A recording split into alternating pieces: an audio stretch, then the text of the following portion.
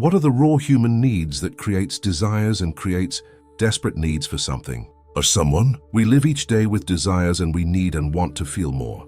We want to feel connected, and we want to feel free to feed upon what we need for the needs that we have. The power of wanting and yearning for someone or something can become so overwhelming, but all we can do is fantasize about how it could possibly be real. The most dangerous desires and human needs are fantasies.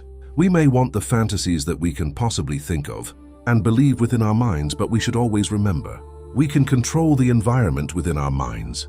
But when we get what we think we want in reality, then we do not control the environment outside of our minds. When we get what we want on the outside because it has become the fantasy fulfilled from the inside out, then we have to be aware that what we can fantasize is never what reality actually is. We have human needs that only we have within us, and life itself may not imitate the needs that we have from within.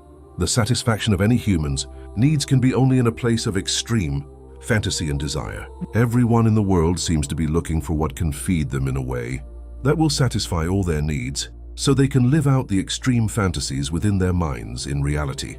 We can predict what we will receive from within our minds, and we can predict how good the fantasy will be from within our minds, but we can never predict what any fantasy that we may have will be in reality. The dangers of fantasy versus reality is the facts of being in control and being not in control of any fantasy we may wish to live out in reality.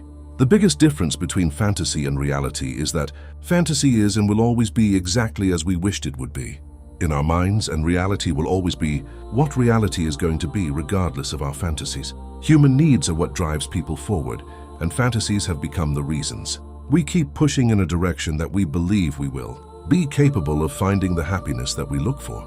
We have to separate fantasy from reality, as we must understand what is actually obtainable in reality and what will only be capable of being obtainable in our fantasies. The separation of reality and fantasy is the necessity for inner sanity, because then we know what to put our faith in and what not to put our faith in at all.